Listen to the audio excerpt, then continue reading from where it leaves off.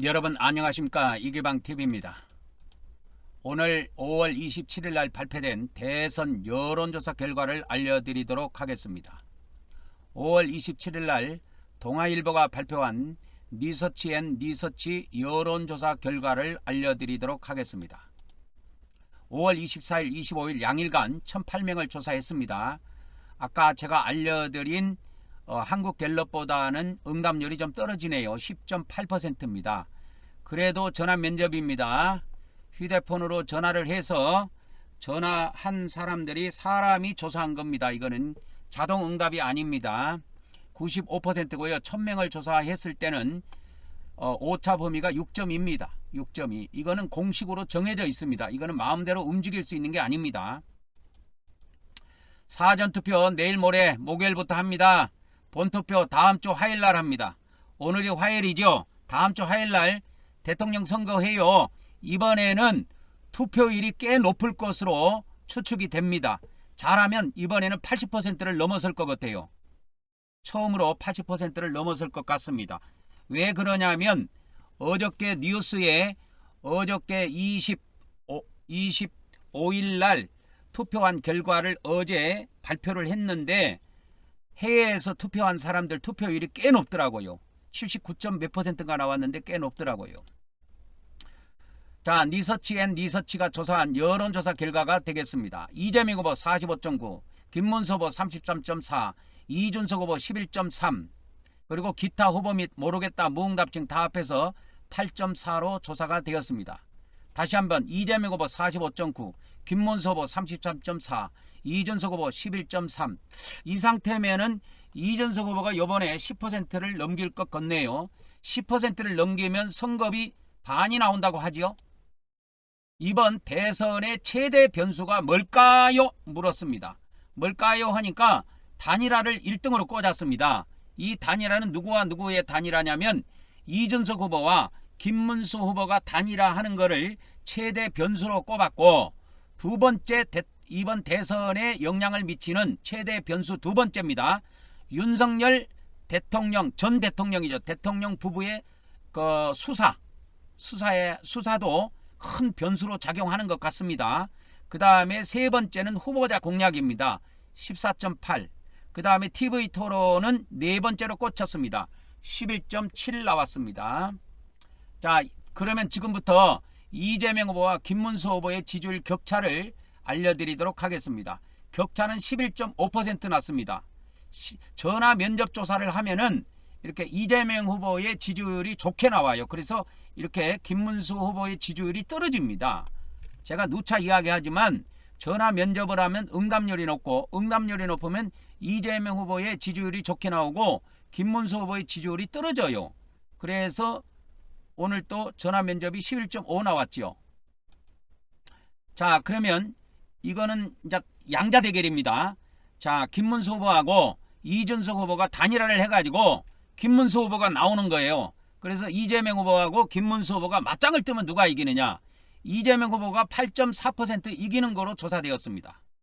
이재명 후보 50, 김문수 후보 41.6 나와가지고 이재명 후보가 8.4%에 앞선 상태로 당선되는 것으로 조사가 되었습니다. 그러면 3자 대결할 때, 양자 대결할 때를 비교해 보겠습니다. 3자 대결하면 11.5% 나고, 단일화를 해가지고 양자 대결을 했을 경우는 8.4% 앞선 상태로 이재명 후보가 당선됩니다.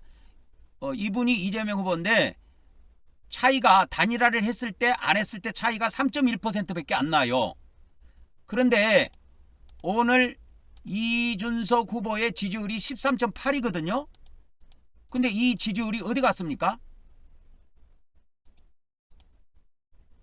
3.1%밖에 안 나요. 그러니까 단일화를 해도 효과가 없다라는 것이 증명이 된 겁니다. 여론조사로.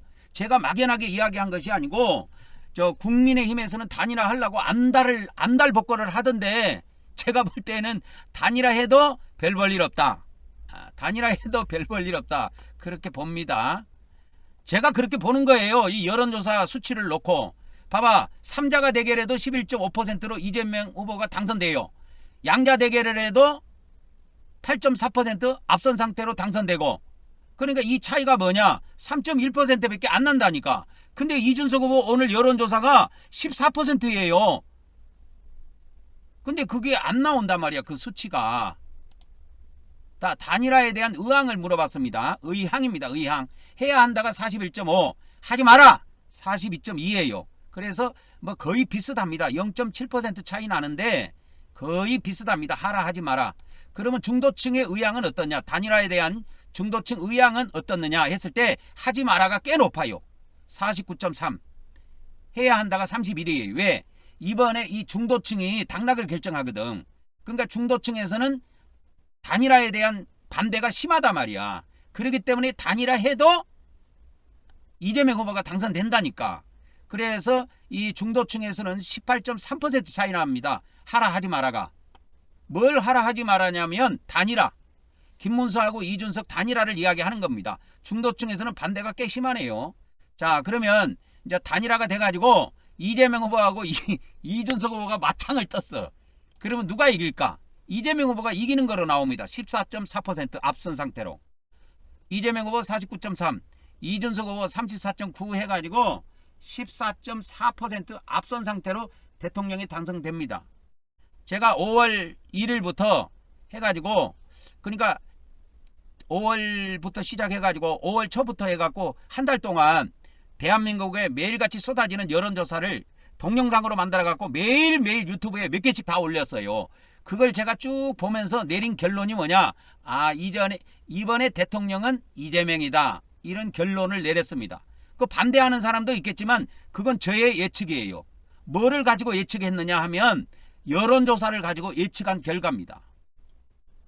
그러니까 이준석 후보가 단일화돼 갖고 이재명 후보하고 맞짱 떠도 이재명 후보가 이긴다니까. 이렇게 14.4% 앞선 상태로. 이게 국민들의 여론이에요.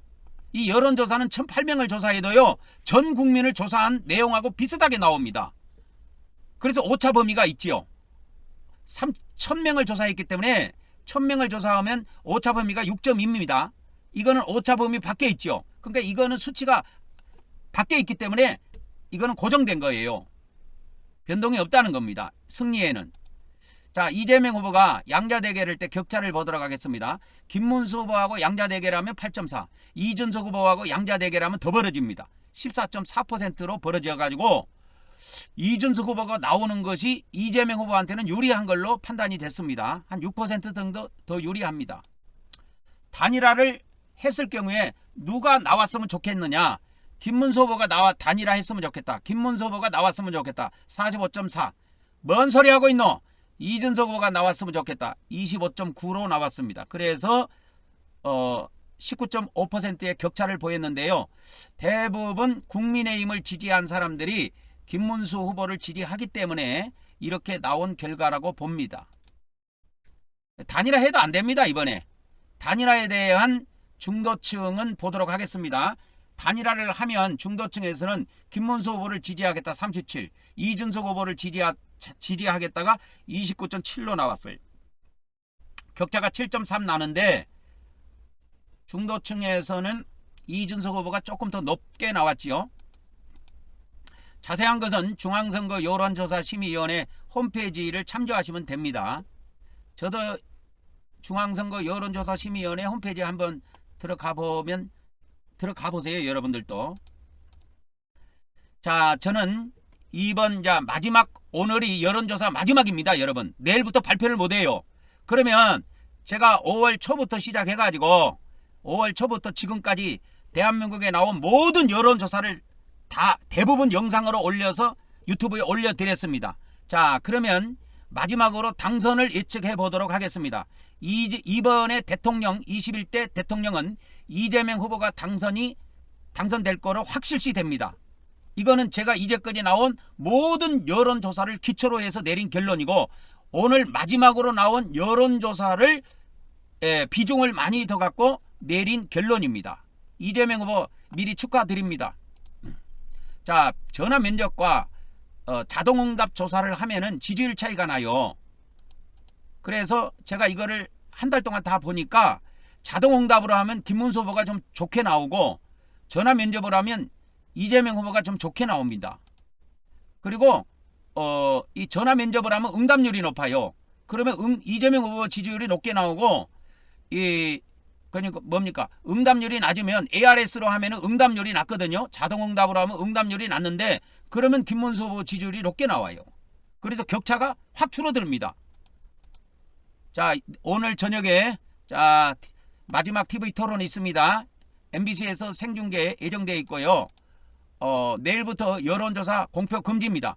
공표하면 잡혀가요. 깜빵에 간다니까. 자, 29일 30 내일 모레입니다. 목요일 금요일 날 사전투표합니다. 저는 사전투표를 하러 가려고 합니다. 사전투표를 하러 가려고 해요. 이번에 사전투표는 진보층이 51%, 보수층이 16% 정도 참여한다고 며칠 전에 여론조사 결과가 발표가 되었습니다. 그래서 사전투표장에 가서 앞뒤로 한번 사람을 쳐다보세요. 대부분 이재명 후보 찍으러 왔다 이렇게 생각하면 됩니다. 자, 6월 3일 날은 본투표가 있는 날인데요. 이때는 보수층이 75%가 본투표에 참여한다고 어저께 여론조사에서 발표가 되었습니다. 어제 여론조사입니다. 이거 75% 나오는 거는.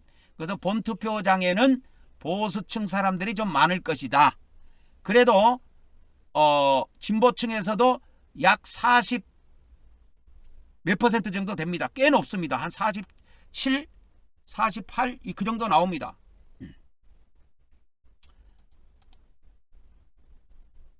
그리고 이번에는 투표율이 이때까지 대통령 선거에서도 80%를 제가 넘은 거를 기억을 지금 못하고 있는데 넘은 적이 없는 것 같아요. 80%가. 근데 이번에는 잘하면 넘을 것 같습니다. 이번에는 넘을 것 같아요. 한번 넘겨봅시다. 자, 이재명 후보 양자대결 지지율 격차를 보고 오늘의 여론조사 안내를 마치도록 하겠습니다. 자, 김문수 후보고 양자대결하면 이재명 후보가 8.4% 앞선 상태로 당선되는 것으로 나왔습니다. 이재명 후보 50, 김문수 후보 41.6 해서 8.4% 앞서고요. 이준석 후보하고 양자대결을 하면은 14.4% 차이가 납니다. 그래서 이재명 후보가 49.3, 이준석 후보가 33.9에서 대통령은 이재명이다. 이런 공식이 성립이 되네요.